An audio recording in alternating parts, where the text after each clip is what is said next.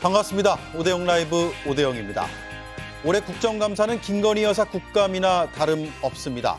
이곳저곳에 관련된 증인들이 채택돼 있습니다. 오늘의 국정감사 정리하겠습니다. 대통령이 순방을 떠난 날 한동훈 국민의힘 대표가 의원들을 한자리에 모았습니다. 오늘부터 3주간 단도직입은 정치 고수들의 1대1 토론으로 진행하겠습니다. 첫 주제는 한동훈 대표의 자기 정치가 시작됐는지입니다. 먼저 첫 번째 이슈를 함께할 오늘의 출연자 네 분을 소개해드리고 본격적으로 시작하겠습니다.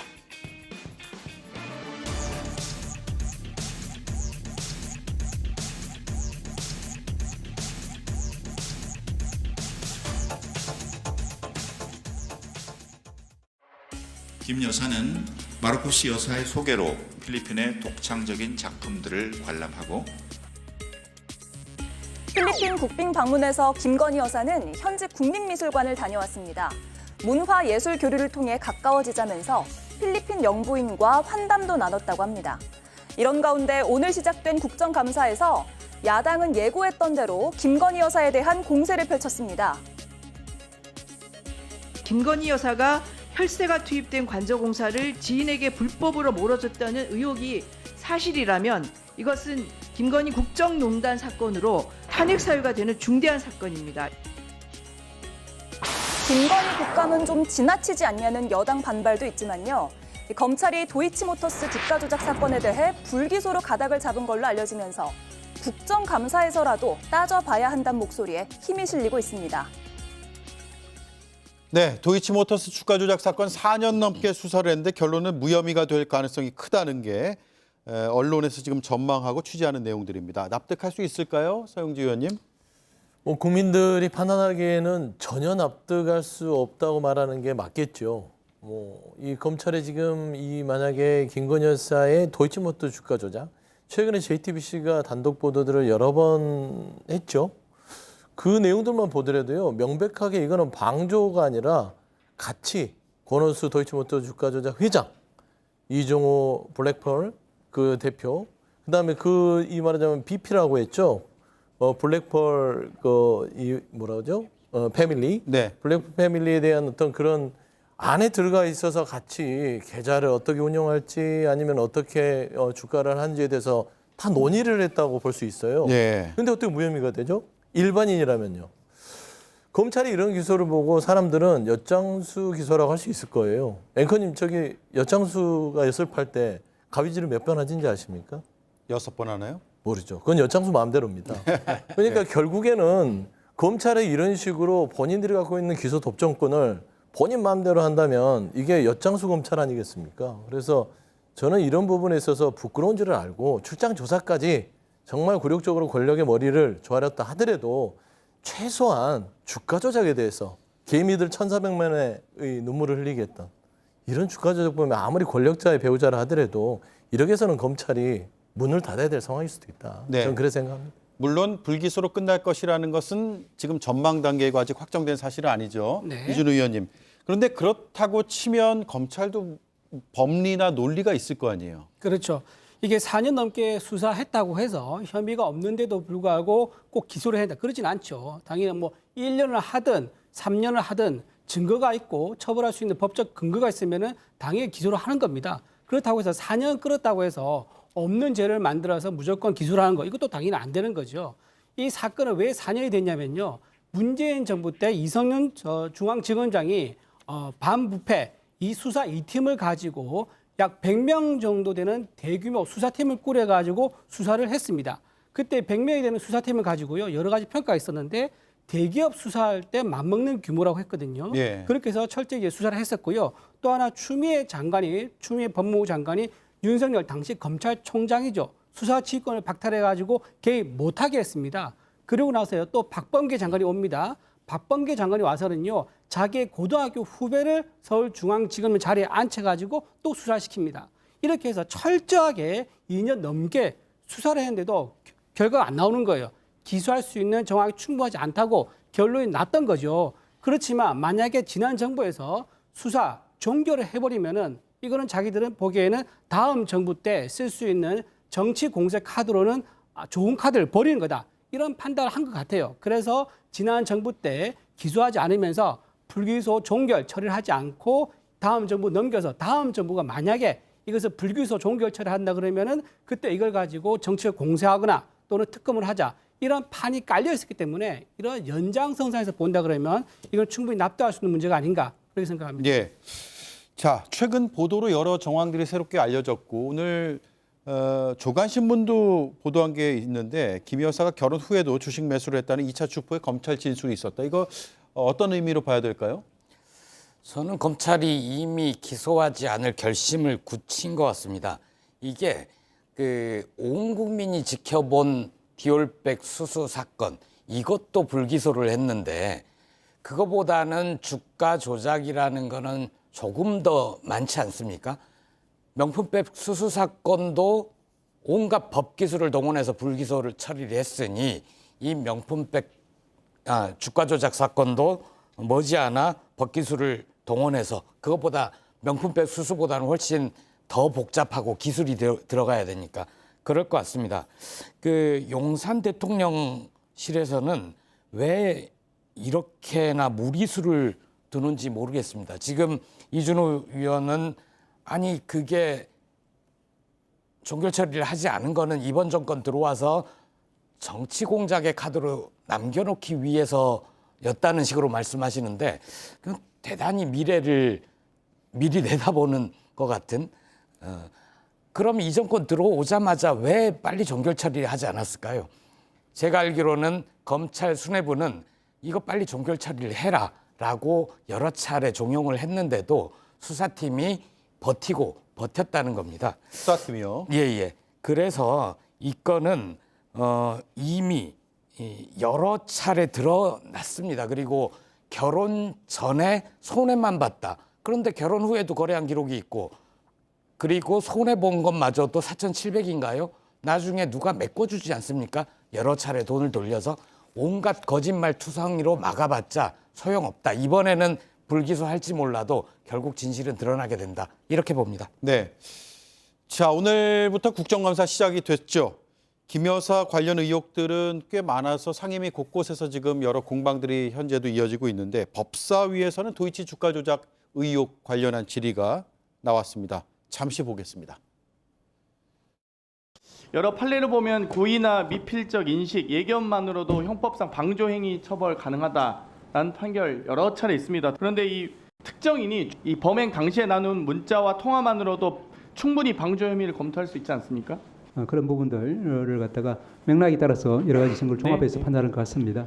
이 주범들이 패밀리라고 하면 삼배를 탄 사람들이라고까지 얘기하는데 그러면 김건희 여사 주가 조작 관련된 방조범 또는 정범이라고 판결문에 나와 있는데 여기에 대해서 이 검찰이 기소 독점권을 악용한 사례에 대해서 법원의 역할은 무엇이 있을 수 있겠습니까? 저희들이 잘못된 기소에 대해서는 이제 공소권 남용으로 이제 판결이 하나 나간 적이 있는 것 같고 그 외에 이제 기소하지 않은 부분에 대해서는 이제 재정 신청에 따라서 이제 그걸 판단할 수 있는 그런 통로는 열려 있는 것 같습니다. 네, 김성열 의원님. 결국 그러면 기소하지 않으면 법원에서 어떤 조치를 취할 가능성도 지금 있을 수도 있는 뭐 그런 뉘앙스는 좀 볼 수 있는데 물론 뭐 여러 이제 전제하에서 가정을 바탕으로 지금 답변한 거기 때문에 확정적으로 말할 수는 없지만요. 네, 그렇습니다. 이 부분 설명을 잠깐 드릴게요. 우리나라의 검찰에는 기소 독점권이라는 게 있습니다. 뭐냐면은 범죄자를 재판정에 세우기 위해서는 반드시 검찰이 기소를 해야만 합니다. 네. 그런데 검찰이 기소를 안 한다. 그럼 이제 고검이나 대검에 항고를 할 수가 있습니다. 근데 그것도 안 된다. 그럼 이제 검찰은 도저히 못 믿겠으니 법원이 좀 판단을 해달라라고 재정 신청을 하죠. 근데 이 재정 신청에 인용되는 확률, 즉 재정 신청이 받아들여지는 게 전체 1% 내외입니다. 그러니까 100건이 있으면 한 건 정도 되는 거예요. 그러니까 재정 신청에 대해서 우리가 크게 기대를 할 수가 없어요. 예. 그리고 또 재정 신청이 인용이 된다 하더라도 아니 처음부터 검사가 자기가 기소하기 싫었던 내용인데 이거를 기소를 하면 열심히 하겠습니까? 그럼 이거는 제대로 된 판단이 되기 어렵습니다. 그래서 이게 검찰의 힘은 불기소에서 나온다라는 말이 여기서 나오는 거거든요. 있는 죄도 그냥 검찰이 기소를 안 하면 덮어지는 거예요. 그러다 보니까 저희가 지금 계속해서 검찰의 이런 무소불위 기소 독점권에 대해서 이제 바꿔야 된다. 검찰 개혁을 해야 된다라는 목소리가 계속 나오는 거고요. 저는 이거는 재정 신청을 간다 하더라도 크게 저희가 실익은 볼 것이 없다고 생각을 하고요. 예. 만약에 도이치 주가 조작에 대해서 검찰이 최종 불기소 처분을 한다면 이거는 특검밖에는 답이 없는 상황이다. 이렇게 말씀을 드리겠습니다. 네. 김성열 의원 지금 검찰 전체로 판단해서 말씀하고 계신데 김보엽 의원님은 검찰 수뇌부와 수사팀을 좀 별개로 보고 지금 말씀하신 거잖아요. 제가 예. 나머지 두 분께 의견을 짤막하게 한 30초 정도 여쭙겠습니다. 지금 검찰 수뇌부와 수사팀의 이견이 있다라는 얘기가 있습니까? 아니 그게 저번에 송경호 서울지검장이 인사발령이 났을 때 네. 당시 도이치모터 주가 조작도 털겠다고 얘기를 했던 거예요. 예. 그러면서 이창수 지검장으로 바뀌었잖아요. 이건 명품팩도 있지만 당시엔 도이치모터 주가 조작도 5월 말까지 털겠다는 이원석 총장의 말이었고 지금 보수 측이나 국민의힘 쪽에서 방어를 하는 논리가 이제 다 깨진 거예요. JTBC 보도를 통해서. 왜 그러냐면 당시에 4년간 수사했을 때 검찰에서 공개되지 않았던 내용들이 JTBC의 단독 보도를 통해서 다 나온 겁니다. 김건희 여사는 기본적으로 대통령도 마찬가지지만 본인은 계좌가 그냥 모르는 사이에 이용당했고 내가 이용당했는데 내 통장에 한 20억 정도가 실현이익이 있더라. 예. 이런 횡재가 어디 있습니까? 이런 말도 안 되는 사실들을 국민들은 의아해했는데 JTBC 보도를 통해서 김건희 여사가 권오수 도이치 회장이랑 이정호 씨랑 문자도 하고 통화도 하고 했다는 거 아닙니까? 그러면 이건 전형적으로 방조를 넘어서 공동정범이고 더 우리가 주목해야 될 거는 편지가 공개됐잖아요. 네. 당시 주포들이 서로 주고받은 편지에서 이거 우리만 뒤집어 쓰고 김건희 여사만 빠지는 거 아니야? 손모 씨의 방조죄에 대해서 손모 씨는 아예 거론도 안 됩니다. 근데 김건희 여사는 편지에 거론을 하잖아요. 이 주축에 있던 사람들이. 근데 어떻게 이게 불기소나 무혐의가 될 수 있냐는 측면에서는요. 이거는 검찰이 이거를 제 생각에는 자포자기한 것 같다. 네. 아 모르겠다. 에라 어떻게 될지 모르지만 일단 특검이나 해라.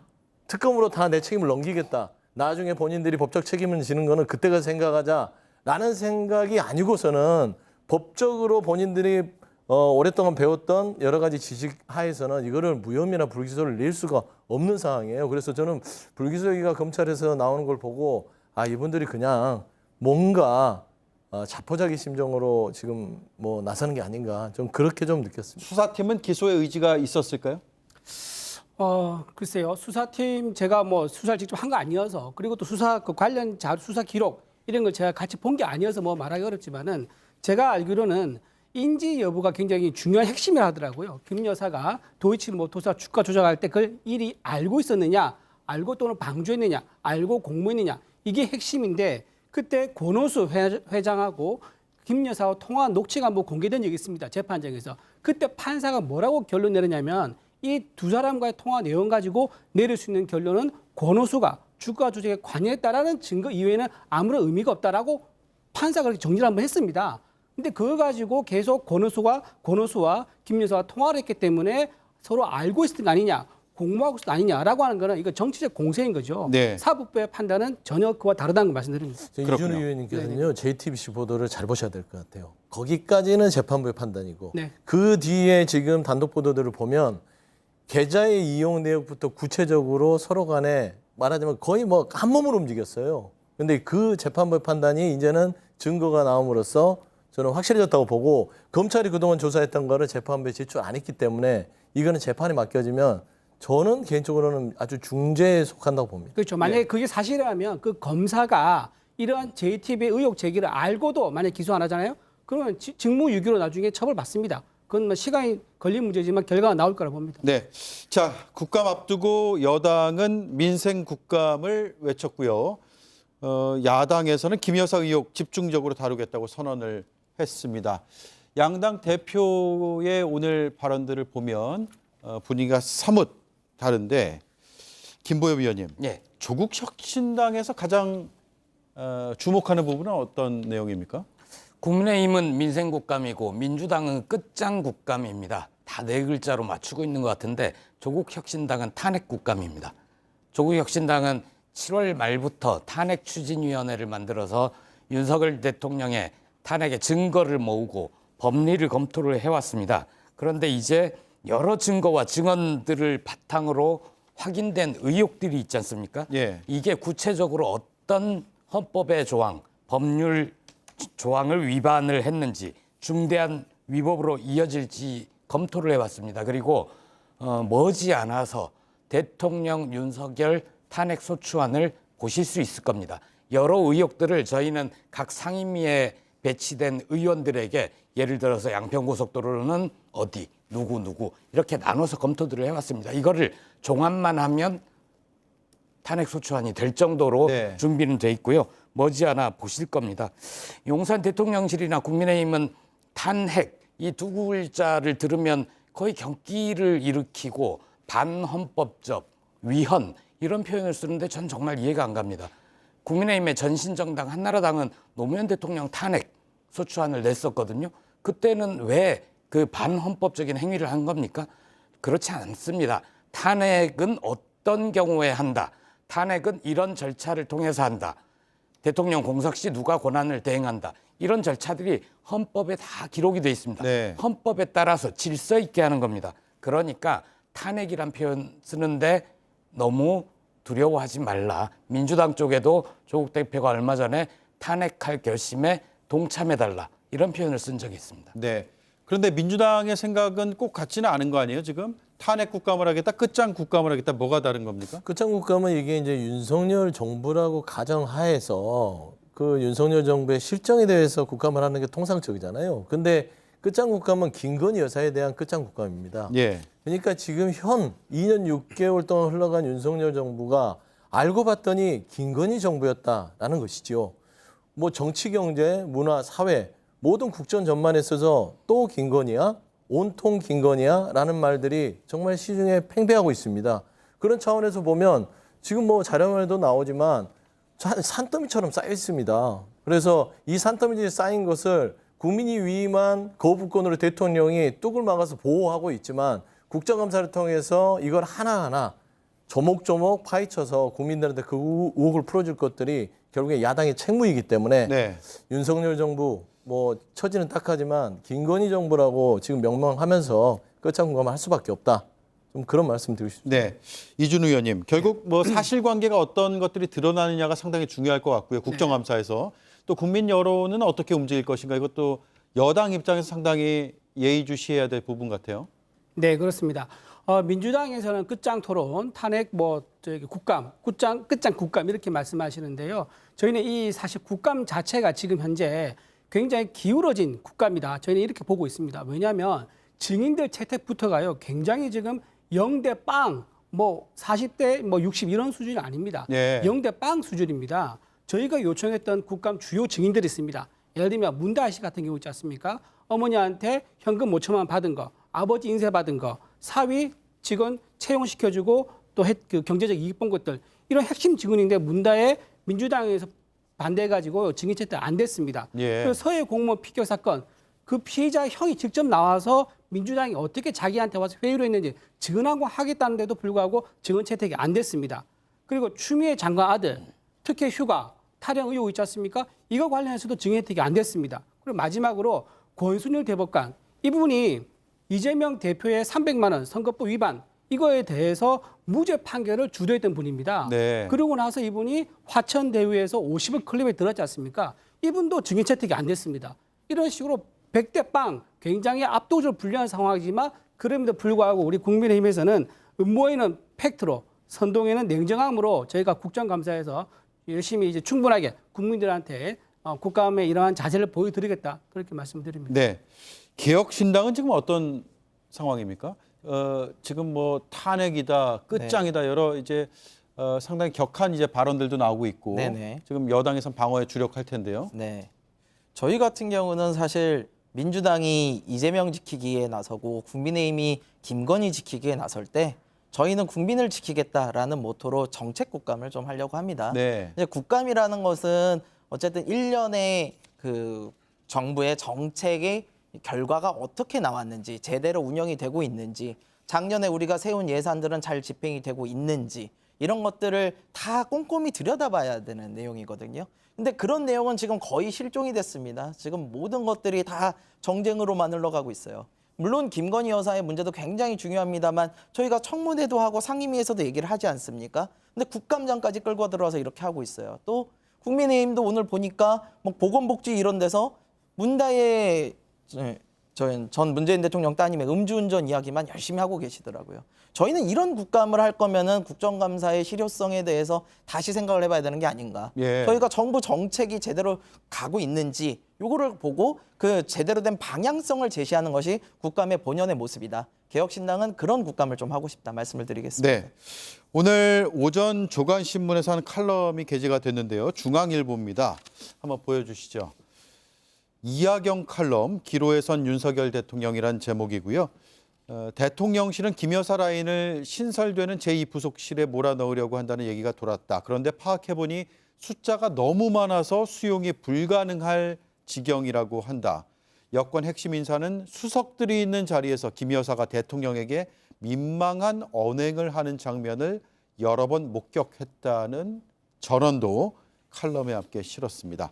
서영주 의원님, 네. 신빙성이 어느 정도 있다고 보세요? 일단은 뭐 사실 확인을 해봐야겠지만요. 합리적 추론을 했을 때는 사실에 가깝다. 네. 왜냐하면 김건희 여사가 온통 지금 대한민국에 안 낀 데가 없잖아요. 그러려면 주변에 사람이 많아야 되는 거 아니겠습니까? 그렇기 때문에 이부속실을 만들었는데 그동안 김건희 여사가 당에도 개입하고 명목배도 받아야 되고 주가 조작에 대해 수습도 해야 되고 뭐 양평고속도로도 있고요. 공천 개입 이런 부분도 있고요. 갖가지 일을 합니다. 얼마나 사람이 많이 필요하겠어요? 예. 그렇기 때문에 수가 차고 넘치겠죠. 두 번째, 대통령께서도 이 부분에 대해서 언급이 되지 않습니까? 그러니까 예전에 중앙일보 칼럼에 이 전에 나온 칼럼이 있습니다. 윤석열 대통령에게 검찰 시절의 선배가 좀 김건희 여사 배우자 때문에 시끄러우니 좀 어떻게 좀 언질을 해서 좀 다독여라 했더니 대통령이 그러죠. 제가 집사람에게 그럴 말할 처지가 아닙니다. 네. 라고 했던 저는 칼럼을 봤습니다. 예. 일맥상통하잖아요. 그런 의미에서는 지금 김건희 여사의 전체적인 국정 개입의 많은 부분들을 확인해주는 칼럼이라고 볼 수 있고요. 윤석열 대통령 처지 인간적으로 참 딱하다는 말씀 드리고 싶습니다. 예. 김보여 의원님, 칼럼도 어쨌든 취재를 해서 저게 이 다운표 안에 들어간 내용들은 사실관계를 파악해서 쓰는 거잖아요. 그렇습니다. 저게 보통은 저런 게 정보지라고 부르는 이른바 찌라시에 많이 나오는 내용이거든요. 근데 보수 신문을 표방하는 대기자의 칼럼에 이 내용이 인용이 됐잖아요. 마치 보고 들은 듯이 쓴 겁니다. 이거는 보완이 필요한 대통령 부부의 동정, 예. 그리고 용산 대통령실 핵심들의 언행, 이런 게 누군가를 통해서 언론에 흘러나온 거죠. 그걸 보고 들었기 때문에 저는 굉장히 사실에 충실한 내용일 거라고 봅니다. 네. 이준우 의원님, 지금 네. 논조와 무관하게 계속 저런 내용의 보도가 나오고 있단 말이에요. 국민의힘에서도 심각하게 바라보고 있을 것 같은데 어떻습니까? 네, 이런 칼럼 나오면요. 여야 할 거 없이 다 이제 유심히 보죠. 국민도 봤을 거고요. 아마 대통령실에서도 이 칼럼을 봤을 겁니다. 근데 이하경 칼럼이요. 올해 8월 26일 날 쓴 칼럼이 있습니다. 그 칼럼 제목은요. 이재명의 신정체제, 민주주의 타락한다. 이런 제목의 칼럼이었거든요. 예. 그러니까 이제 이하경 이제 그 기자께서 여야 구분 없이 본인이 쓴소리를 하시는 거에 대해 저희는 존중을 합니다. 예. 존중을 하지만 오늘 칼럼 내용 중에서요. 민주주의 백척간두의 위기가 있다라고 말씀하시는데 그 부분은 참 동의하기 어렵다 말씀드려요. 그 문재인 전 대통령이 있을 때 울산시장 선거에 개입해가지고 민의를 왜곡했지 않습니까? 그리고 원전 자기가 약속한 정책을 지키기 위해서 무리하게 불법을 동원해가지고 경제성을 조작했지 않습니까? 이런 분들과 비교하면은 지금 민주주의 백척간두의 위기다 하는 것은 좀 지나친 표현이다. 그렇게 말씀드립니다. 팩트를 바탕으로 한 오피니언도 섞여 있으니까 네. 견해가 좀 다르다 이렇게 해석하면 되겠네요. 아니 근데 네. 자꾸 뭐 문재인 전 대통령, 이재명 대표 얘기하는데 김건희 여사가 지금 온통 국정에 개입한 게 그분들 때문이에요? 그건 아니잖아요. 그 민주주의 위기가 그분들이 위기를 초래했다 하더라도 윤석열 정부가 정권에 찾아왔으면 제대로 해야 되잖아요.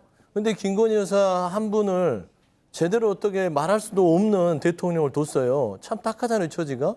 근데 두 번째 보면 김 여사가 대통령에게 민망한 언행을 하는 장면을 여러 번 목격했다고 여권 관계자가 얘기합니다. 예. 일맥상통하잖아요. 대통령이 좋은 남편 노릇하라고 대통령 뽑아준 거 아니에요, 국민들이. 그렇잖아요. 좋은 대통령들하고 뽑아줬으면 공사구분 하셔야 된다라는 측면에서는 이 칼럼을 보고 변명을 하기보다는 좀 냉철하게 본인을 돌아보는 자세가 필요하겠다. 네, 반론 듣겠습니다. 네, 지금 김건희 여사에 대해 여러 의혹이 있는데 이게 왜 이렇게 민주당, 야당에서 집중적으로 부각시키겠습니까? 지금 이재명 대표는요, 다음 달에 1심 선고를 앞두고 있습니다. 조국 대표는요, 올해 말에 대법원 판결이 나옵니다. 그러면 바로 조국 대표는 감옥에 가셔야죠. 칼럼 얘기를 하세요. 그런 상황이 칼럼 있기 얘기를 때문에 아니 김 여사 말씀하시니까 김 여사 얘기가 나오는 거는 야당에서 당 대표를 지키기 위한 방탄용이다. 그 말씀 드린 겁니다. 이준우 의원 제가 존경하는데 자꾸 칼럼 얘기를 하다 삼천포로 빠지시면 제가 할 말이 없어요. 칼럼 핵심을 말씀드린 겁니다. 자, 네 분 다 존경하고요. 끝내려고 했는데 계속해서 파생되는 문제가 있어서 다음 주에 또 이어가죠 뭐. 오늘만 날은 아니니까요. 네 분 말씀 잘 들었습니다. 고맙습니다. 맞습니다. 감사합니다. 네.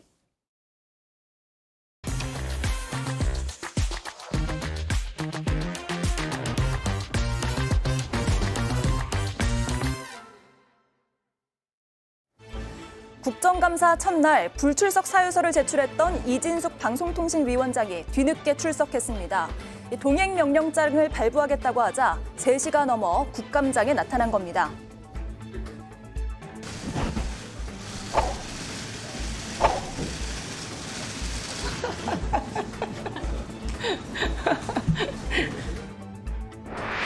이진숙 위원장이 올렸었던 소셜미디어 글의 공정성, 또 MBC 파업이 합법이었는지 여부에 대해 설전이 오가자 긴장감이 팽팽한 이런 장면도 연출됐습니다. 보수 여전사 유튜브 나가서 하십시오. 유의해 주십시오. 제 스스로 유의해 주십시오. 라고 이야기한 적 유의해 없습니다. 주십시오. 네. 문체위에선 축구 국가대표팀에 대한 질의도 이어졌습니다. 유인촌 장관은 홍명보 감독의 선임 절차와 관련해 비리나 불공정이 있을 경우 절차를 다시 밟아야 한다고 말했습니다. 그러면서 정몽규 대한축구협회장에 대해서도 이렇게 말했습니다. 사회님 스포츠 공정위원회가 허가하면 장관님도 그냥 받아들이실 겁니까? 네, 저희들이 시정 명령을 다시 내릴 거고요. 그다음에 그것도 안 되면 저는 뭐 최종적으로 승인 불가까지 하겠다. 김건희 여사의 공천 개입 의혹의 핵심 관계자인 명태균 씨가 동아일보와의 인터뷰에서 대통령 부부를 앉혀놓고 최재형 전 감사원장을 총리로 추천한 바 있다고 언급했습니다. 명 씨는 대통령의 집도 여러 번 방문했었다고 말했습니다. 이에 대해 대통령실은 취임 후 명 씨와 소통하거나 조언을 받은 바 없다고 선을 그었습니다.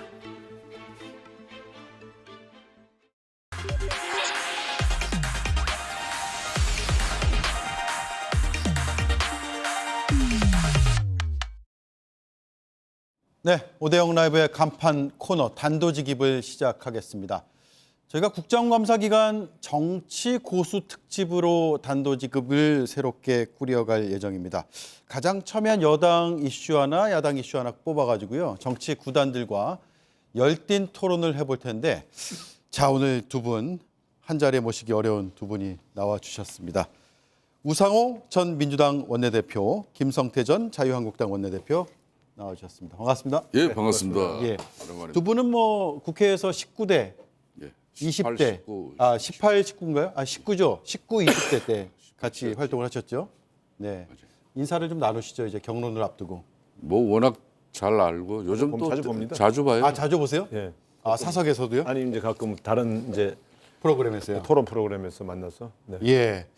알겠습니다. 오늘 기대되네요. 자, 첫 번째 이슈 여당 이슈로 시작할 생각인데 한동훈 대표와 관련된 내용입니다. 이수진 앵커가 잠깐 브리핑을 해드리겠습니다. 대통령 부부의 동남아 순방길, 추경호 원내대표는 이렇게 배웅을 나왔는데 한동훈 대표는 보이지가 않습니다. 2주 전과는 좀 다른 모습이죠. 한 대표는 보궐선거 지원을 위해서 전날부터 부산에 가 있었기 때문인데요. 그런데 그로부터 몇 시간 뒤 서울에 올라온 한 대표는 국민의힘 의원들을 만났습니다. 만찬에 함께한 명단을 보면 원내 의원들만 해도 이렇게 20명 정도가 되는데요. 특검법 통과 기준선인 8명, 법안 발의 기준선인 10명을 훌쩍 넘어서 원내대표 한계론을 날려버릴 수 있는 그런 숫자가 모인 겁니다. 한간에선 이 모임을 두고 대통령을 협박하는 거냐? 이런 말까지 나왔는데요. 그래서 이번 키워드 한동훈의 반격 작심입니다. 네. 자, 두 분께 단도직입적으로 질문을 드릴게요. 한동훈 대표 최근 행보까지 쭉 보셨을 텐데 어제 이 만찬은 그 작심하고 이제 내정치하겠다 이렇게 선언한 걸로 봐도 될까요? OX로 제가 여쭤볼게요. OX. 오. 아, 두 분 다 O를 드셨네요. 먼저 우상호 위원께 이유를 한번 들어볼까요? 일단 당 대표가 되면 자기와 친한 의원들만을 만난다 이런 것들은 되게 삼가하거든요. 예. 원래는 이제 골고루 가령 상임위별로 만난다든가 선수별로 만난다든가 이런 일은 있어도 당 대표가 자기와 친한 그리고 앞으로 자기가 도움이 필요한 사람들을 따로 모아서 밥을 먹는다는 건 이건 개파의 탄생이죠. 개파의 탄생이다. 근데 이 개파의 탄생이라는 게 결국 지금 친한 친윤이라는 구도가 잡혀 있는 당에서는 그런 비판을 들어도 상관없다는 식으로 모임을 만든 것이기 때문에 저는 이것은 이제 마이웨이 선언이다 이렇게 보고요. 네. 사실은 한동훈 대표가 당대표 출마할 때부터 심상치가 않았어요. 사실은 그때도 김건희 여사를 겨냥해서는 제2부속실을 만들어야 된다. 그리고 또 대통령을 향해서는 최상병 특검을 방법은 달리하더라도 받아야 된다. 이런 두 가지 얘기를 했지 않습니까? 네. 이거는 정면 도전이에요, 사실. 그런 측면에서 본다면 한동훈 대표의 차별화가 담론으로도 조직적으로도 시작되었다. 저는 그렇게 봅니다. 개파의 탄생이다. 네. 뭐 아침에 오늘 아침에 이제 어제 한동훈 대표의 그런 이제 측근 인사들과 저녁 만찬 자리가 이루어지고 난 다음에 지금 객한 반응이 나왔죠. 또 이 객한 반응을 쏟아낸 인사는 흔히 말하는 대표적인 또 친윤계 인사죠. 네. 뭐 대통령을 협박하는 거냐 이렇게 나왔잖아요, 그죠? 그러니까 이런 상황이 지금 여야 간에도 정치가 실종돼서 사실상 협치 정국이 만들어지지 못하다 보니까 국정 운영에 엄청난 어려움이 지금 야기되고 있거든요. 현실이고. 그런 측면에서 지금 당정 간에도 이제 정치가 실종되어 버리면은 이런 이제 또 국민들이 봐도 집권당 국민의힘이 저렇게 또 친윤과 친한으로 이렇게 이제 또 개파 정치가 본격화되고 또 갈등 구조가 그렇게 해서 계속 양산되어지고 그러면은 정말 갈 때까지 가는 건지. 네. 더군다나 우리 보수 우파 진영 입장에서는 박근혜 대통령의 그 비싼 우리는 타산지석의 교훈을 가지고 있습니다. 그럼에도 불구하고 이런 모습을 보이고 있다는 것은 상당히 우리 당 지층, 보수 우파 지층 그런 국민들뿐만 아니라 그래도 중도 대한민국 정치를 걱정하는 그런 현실 측면에서는 상당한 우려를 하는 그런 모양새가 돼버렸죠. 네. 이렇게 되면 이제 뭐 친한 친윤의 이제 개파색이 이제 본격화됩니다. 그러니까 이제 뭐 만찬 중에는 다음에는 한 사람씩 더 데리고 와서 그럼 50명 만들자 이런 이야기가 돼요. 그러면 이제 당내 이제 최대 세력으로 서자 뭐 이렇게 또 이제 스크림이 짜지는 거죠. 그러면 이제 이 갈등은 회복될 수 없는 그런 또 지경이 될 수도 있어요. 예. 시점이 상당히 절묘하잖아요. 보통 대통령이 순방가면 여당 대표가 이런 식의 이슈를 만들어내기는 쉽지 않은 상황이었던 걸로 예전 사례를 보면. 근데 그날 떠나는 날 만났단 말이에요. 그러니까 시점을 아예 잡아놓고 일부러 한 거냐? 그렇게 보기 좀 어렵죠. 예. 왜냐하면은 이제 보통 이렇게 20여 명 가까운 의원들을 모일 때는 그 직전에 하루 이틀 전에 약속을 잡을 수 있는 게 아니고 일정을 조정해야 되니까. 그래서 제가 볼 때는 최소한 일주일이나 한 열흘 전쯤부터 준비를 했을 테니까 그때는 대통령의 일정은 1급 보안이기 때문에 당 대표에게까지 아마 보고가 되지는 않았을 겁니다. 예. 되게 이제 언제 어디 순방한다 이런 정도는 알지 몰라도 그러니까 그 일정을 맞춰서 일부러 그날 잡았다. 이거는 좀 제가 볼 땐 시점을 가지고 얘기하는 것은 조금 오버한 것 같아요. 우연의 일치라고 보세요? 좀 전에 우상호 대표께서 뭐 그건 정확하게 잘 짚으셨어요. 이게 이제 뭐 윤석열 대통령께서 또 이제 아시아 또 동남아시아 이렇게 이제 순방 일정은 그거는 외교 안보에 관련한 아주 중요한 부분이죠. 그렇기 때문에 이 일정 계획들은 오래전에 수립된 겁니다. 아울러서 그렇기 때문에 이제 비록 용산과 지금 한동훈 대표가 당정 간에 불편한 관계의 기류가 있지만은 그건 현실이지만 그렇다고 해서 맞대응하는 어떤 이런 만찬 해동 자리를 지난주 추경호 원내대표와 그리고 위원장 간사단 초치해가지고 한 30여 명 용산에서 했잖아요. 그죠? 거기에 맞대응하는 성격으로 나도 이렇게 한다. 이건 아니죠. 이건 최소한 이런 약속 하려면은 그것도 국정감사 앞두고 있기 때문에 최소한 10일 내지는 보름 이전에 돌려야죠. 예.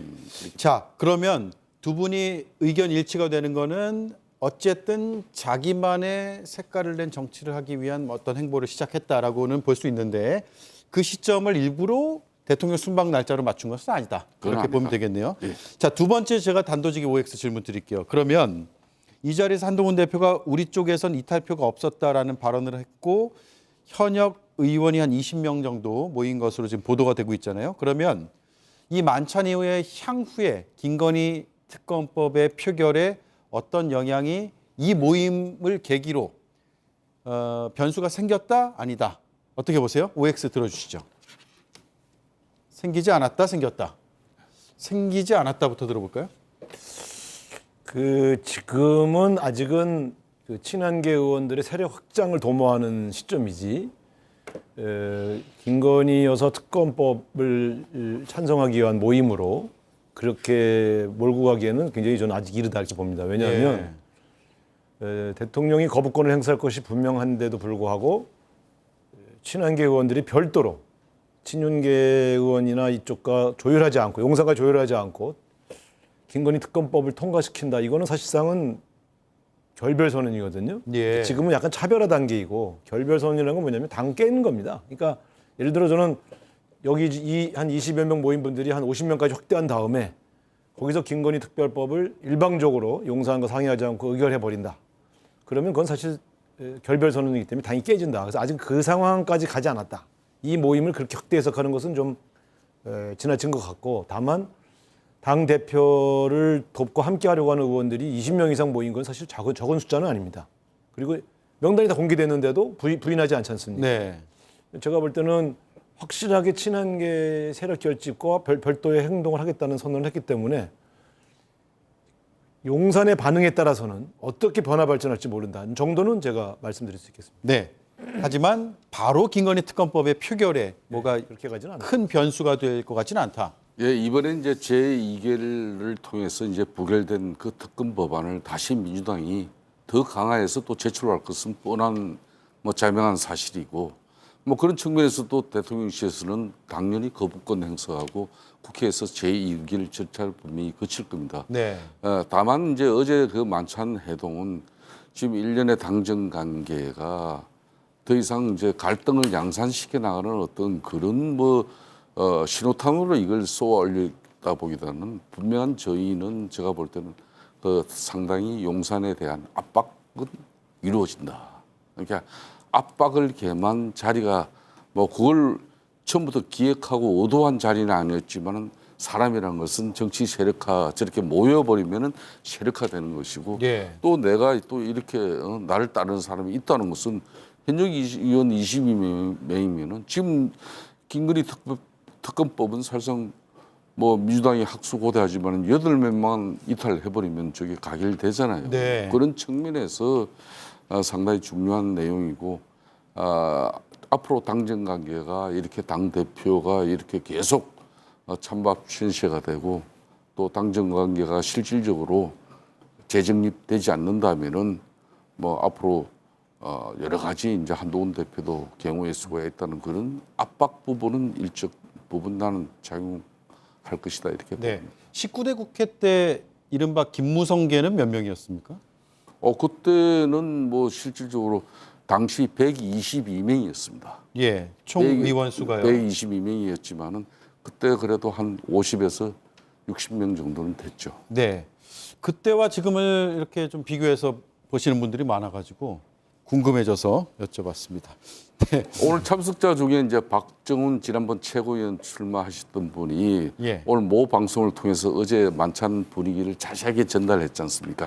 어제 참석한 의원들은 실질적으로 한 20여 명이지만은 자기 자신이 이제 당내 의원들 성향 분석을 하면은 흔히 말하는 그 세모 그러니까 중간 지대에 있는 의원들이 정확하게 한 40여 명 된다. 예. 그런 다음에 앞으로는 이 추이가 계속해서 흔히 말하는 친윤 의원, 친윤 인사로 있기보다는 국민들의 민심의 목소리를 더 이제 중시하는 그런 분위기가 될 것이다. 이게 이제 어제 참석자 중에 한 사람이 한 이야기거든요. 네. 그렇기 때문에 어제 저녁 만찬은 상당히 시사하는 바가 크죠. 네. 자, 그러면 한 40명 정도의 세모가 동그라미가 될 수도 있는 건데 이 질문 안 그래도 드리려고 했어요. 지금 한두 명씩 데려와서 50명 만들자 이런 얘기까지 했다고 하는데 어떻게 보세요? 이게 모임이 더 커질까요? 아니면 정말 흔히 좀 식상한 표현이지만 찻잔 속 태풍으로 그칠까요? 모임은 커지게 돼 있습니다.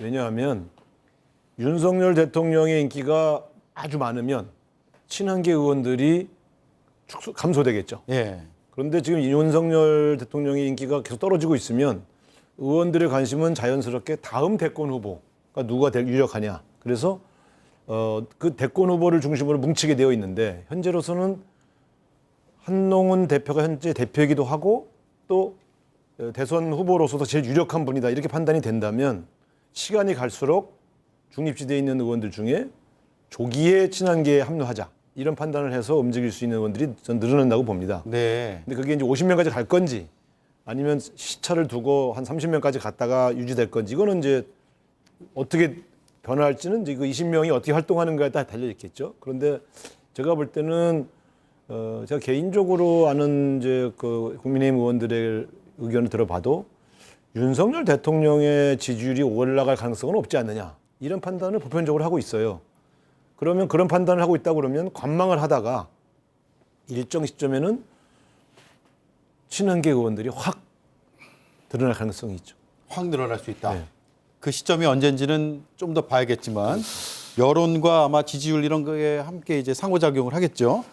어제 뭐 한 50명을 만들자. 그중에 참석자 중에 한 사람이 그런 제안을 했대요. 예. 그것도 이제 상당히 뭐 좀 화기애애한 분위기 속에서 이제 우리라는 표현이 많이 났어요. 우리도 함께하자. 우리도 또 다음에 모일 때는 이렇게 한 사람씩 더 데려오자 이런 식으로. 예. 이게 이제 이 당내 개파 세력의 어제 저녁 자리가 방점이 찍힌 게 아니고 그 참석자 중에는 이제 여러 이야기가 나올 건데 어제 참석자들 다 돌아가면서 한마디씩 다 했다 그래요. 그 중에 한 사람이 이제 그 이야기를 한 건데 어제 대체적인 분위기는 이제 당이 절체절명의 그런 위기 상황이다. 위기를 타개하기 위해서는 당정이 힘을 하나로 또 일치해야 되는 것이고 또 민심의 목소리를 더욱더 우리가 따갑게 들어야 된다. 그런 측면에서 민심을 받들어야 하는 그 구심이 우리 당인데 우리 당이 이제 의대정원 문제라든지 네. 지금 현재 해병대 최상병 문제라든지 길거리 특검법 이런 부분에 대해서 기존의 입장 그대로 가져가면 되는 건 아니지 않느냐 이런 이야기가 이제 쭉 한 것이지 이게 뭐 다음에 50명 모이는 게 당내 개파 세력화에 방점을 두고 거기에 집중한 거는 아니다 이 말씀 드리고 싶습니다. 알겠습니다. 자, 여당 이슈는 여기까지 듣고요.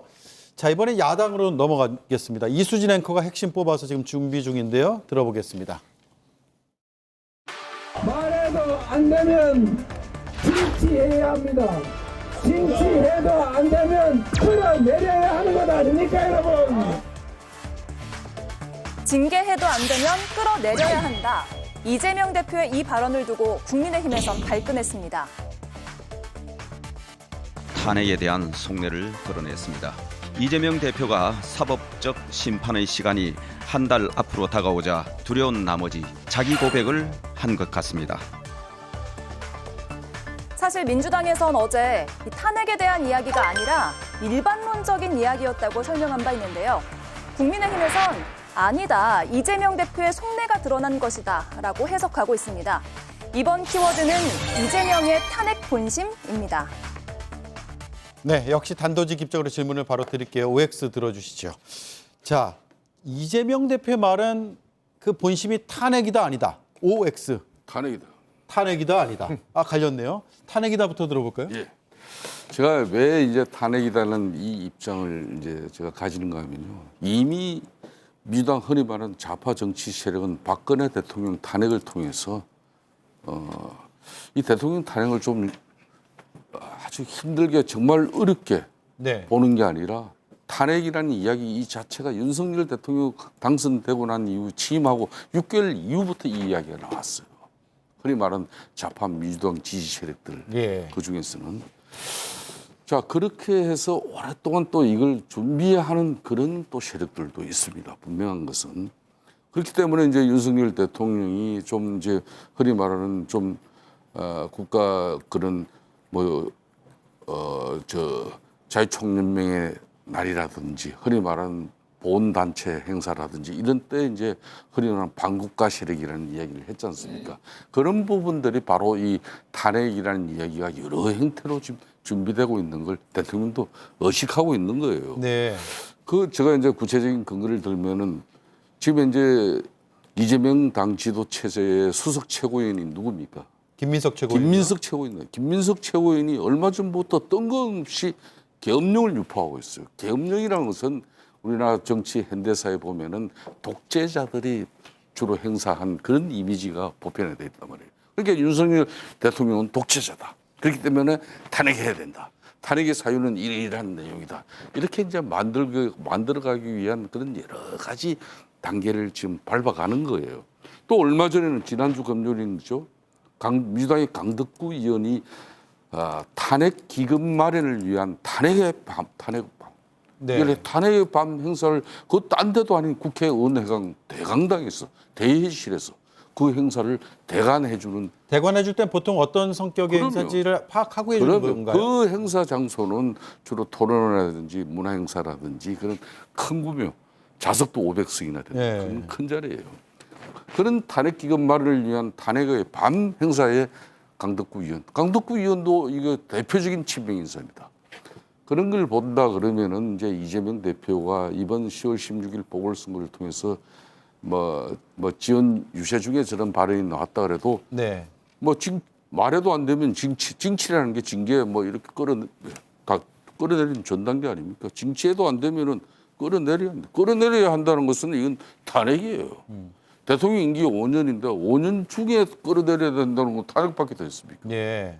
저 괄호 열고 윤석열 대통령을 괄호 닫고가 있다는 얘기네요. 그게 대통령 이재명 대표의 그동안의 본심, 내심, 속내의 다 나온 거죠. 예. 저 선거 유세에서 정치인들이 마이크 잡고 즉석 발언하는 거는요. 거기 모여 있는 이제 소위 말하면 유세 관중들을 불붙게 하기 위한 이런 정책 수사들이 가끔 활용돼요. 네. 그렇기 때문에 저는 저거는 그냥 정책 레토릭이다. 그러니까 거기도 보면 구조가 있잖아요. 먼저 징치해야 된다. 징치라는 게 뭡니까? 심판하라는 소리예요. 이번 선거에서. 표 달라는 소리지 탄핵했던 소리가 아니에요. 표를 달라. 그런데 그거 해도 안 되면 끌어내지 않겠냐는 거는 이제 확 이 소위 말하면 이번 그 징계 심판의 의미를 강조하기 위한 좀 레토릭으로 쓴 것이지요. 그래서 제가 이러저러하게 당내 여러 주요한 전략가나 지도부하고 통화를 해봐도 지금 무슨 탄핵을 추진합니까? 일부 의원들이나 거리의 광장의 시민들 중에 그런 주장을 하는 분들이 많이 있지만 민주당으로서는 이런 문제를 신중하게 접근해야지 그렇게 함부로 결정하지 않습니다. 이제 이런 공식적인 답변도 제가 들었어요. 예. 그렇기 때문에 저는 근데 오히려 제가 신기하게 보는 것은 저런 비슷한 얘기가 나오면 국민의힘의 지도부가 갑자기 반응을 더 세게 해요. 제가 볼 때는 아마 민주당이 탄핵을 좀 추진해줘서 역풍이 좀 불었으면 좋겠다라는 속내가 오히려 그쪽에 있는 게 아닌가. 왜냐하면 우리는 사실 별로 우리가 일반적인 레토릭으로 지금 이 대통령 잘못하면 더 심판해야 되고 혼내줘야 된다, 뭐 끌어내려야 한다 이런 소리를 해도 보통은 옛날 같으면 쓸데없는 소리 하지 마라 이랬을 텐데 속내가 드러났다 탄핵하려고 한다 이렇게 얘기하거든요. 탄핵하려고 하는 정당이 좀 이렇게 평온하게 갑니까? 그렇지는 않죠. 그리고 잘 아시자면 박근혜 대통령 탄핵할 때 제가 원내대표인데 박근혜 대통령 탄핵은 진보 진영과 민주당 단독의 힘으로 한 게 아니고요. 네. 여야 합의로 한 거예요. 네. 여야에서 당시 여당도 합의를 한 거잖아요. 사실상은 그때 내 앞에 원내대표가 정진석. 그러니까 그때 정진석 원내대표 체제. 그때 그 새누리당의 공식 당론이 4월 퇴진, 6월 대선. 이걸 가지고 당론을 만들어서 박근혜 대통령을 설득을 갔다가 박근혜 대통령이 그걸 받지 않으니까 당론으로 탄핵을 결정할 수는 없지만 국회의원의 절반 가까운 분이 탄핵에 찬성표를 던진 겁니다. 소신 투표로 한 거죠. 자유투표를. 그렇죠. 자유투표예요. 그런데 제 말씀은 자유투표라고 하지만 단속하지 않은 건 사실상 허용한 거죠. 그런 측면에서 본다면 역사상 여야의 암묵적 합의로 탄핵이 추진됐으니까 불상사가 없었던 거예요. 근데 이거를 지금 아무리 윤석열 대통령에 대한 분노와 또 이 여러 가지 탄핵하고자 하는 여론이 불붙는다고 해서 특정 당이 단독의 힘으로 진행해 나갔을 경우에 올 수 있는 또 가능하지도 어렵지만 그 부작용과 후폭풍이라는 것이 간단치 않습니다. 그래서 저는 개별 의원들이 한 발언을 가지고 마치 민주당이 추진한다 이렇게 주장하는 것도 침소봉대고 선거 유세에서 있었던 이 정도의 발언을 가지고 탄핵을 추진하려고 하는 속내가 드러났다 이렇게 공격하는 것도 저는 지나치다고 봅니다. 그러니까 아무리 이제 10월 16일 보궐선거가 중요하지만은 당 대표가 한 발언하고 그리고 이제 뭐 당의 뭐 박찬대 원내대표가 진짜 우상호 대표님 말씀처럼 뭐 유세장에서는 상당히 개강된 분이기 때문에 레토릭으로 이렇게 이야기하면 될 수도 있겠지만은 이재명 대표는 지금 현재 천상천하 유아독존 지존이에요 한마디로.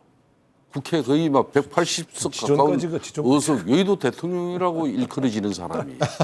그 사람이 마음만 먹으면은 이 전국을 탄핵 전국으로 순식간에 전환돼 버립니다. 이미 박해 허리 많은 민주당 내에 좀 극좌파적인 진영은 이미 뭐 탄핵을 많이 준비했죠.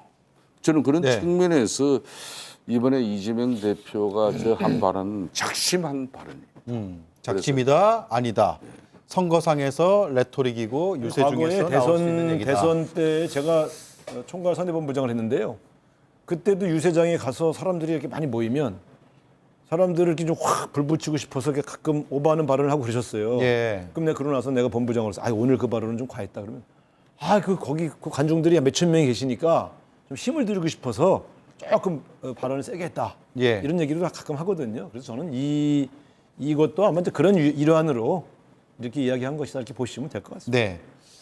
자, 그러면 여기 의견이 완전 갈리기 때문에 뭐 어느 쪽 한쪽을 전제하거나 상정해서 얘기를 할 수는 없겠고 앞으로 이제 사법 리스크가 현실화가 된다면 그러면 탄핵에 대한 이야기가 좀 더 나올 수 있는 거 아니냐 이런 뭐 세간의 분석 전망들이 있거든요. 제가 가장 이해할 수 없는 논리가 사법 리스크 방어와 탄핵이 무슨 상관성이 있습니까?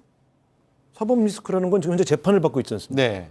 아니 재판부가 지금 선고를 하려고 직전인데 대통령 탄핵하면 선고가 안 내려집니까?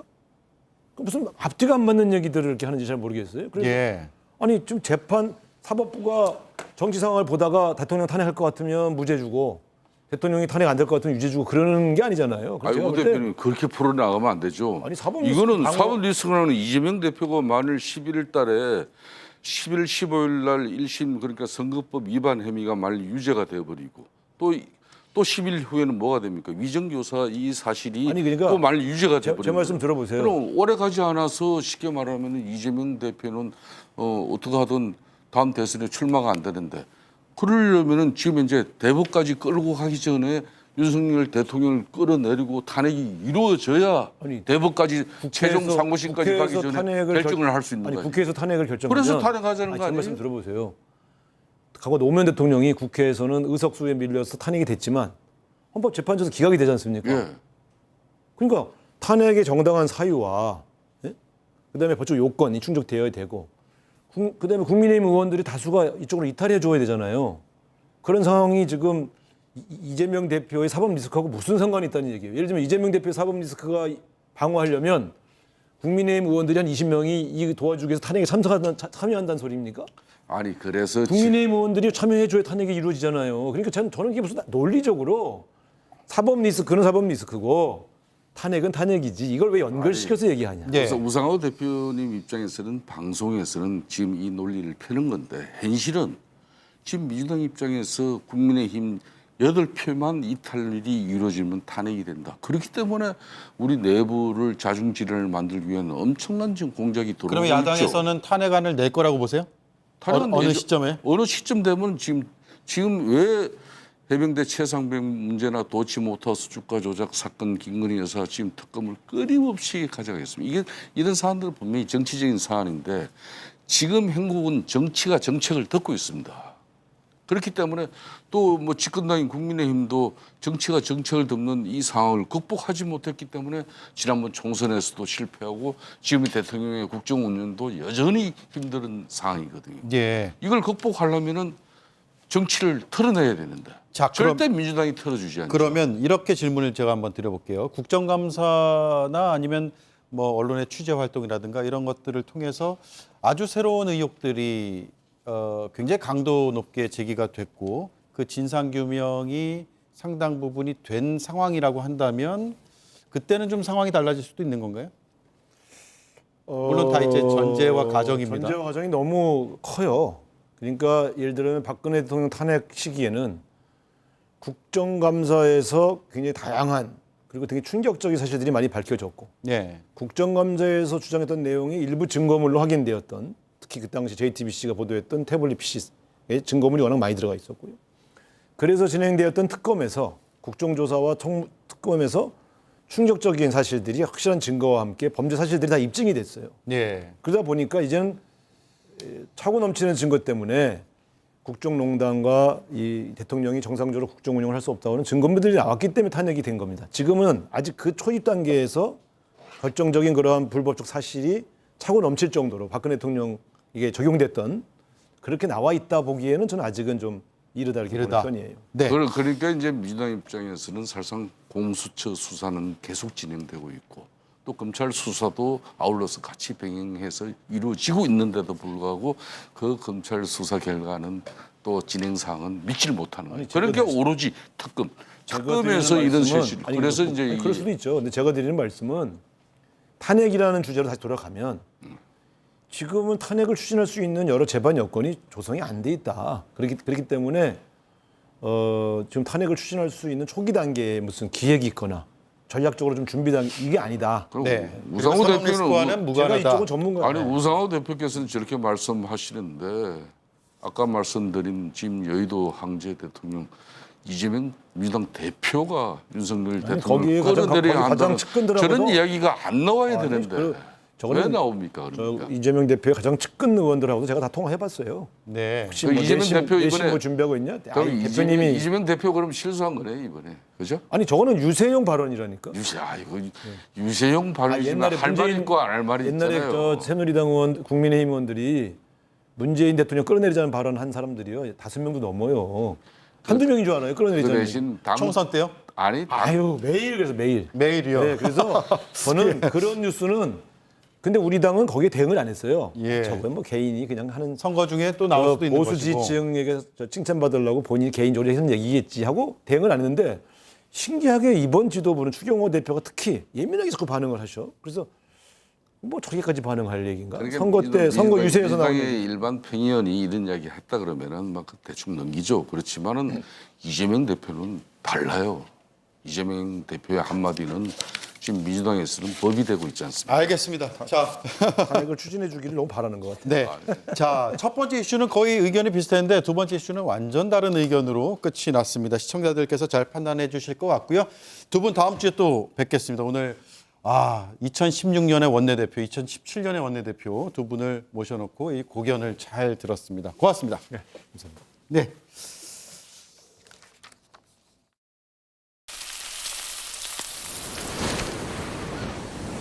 꼬리는 회로 먹겠네. 라는 불안한 요리는 그만. 넓고 고른 열로 끝까지 맛있게. 쿠쿠의 열기 끝까지 간다. 쿠쿠 인덕션. 깨워봐. 내 안의 가능성을. 채워봐. 내면을 건강하게.